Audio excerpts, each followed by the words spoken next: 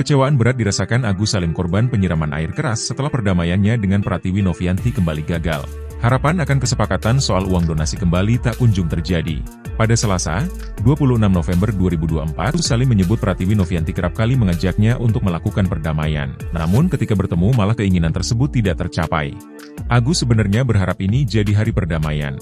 Mbak Novi selalu bilang ke Agus, "Mari kita bertemu, bicara dari hati ke hati." Hari ini, Agus hadir. Tapi belum sempat salaman, Mbak Novi malah tinggalkan Agus, kata Agus Salim di kawasan Kuningan, Jakarta. Agus menambahkan tidak ingin masalah terkait uang donasi terhadap Novi terus berkepanjangan. Di sisi lain, Agus mengaku salah karena dianggap menyalahgunakan kepercayaan dan memanfaatkan uang hasil donasi.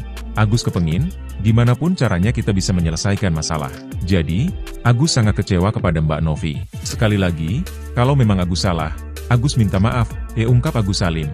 Akibat kisru ini, Agus terus menerima hinaan banyak orang. Agus kemudian menangis meratapi nasibnya. Selama ini, Agus sakit.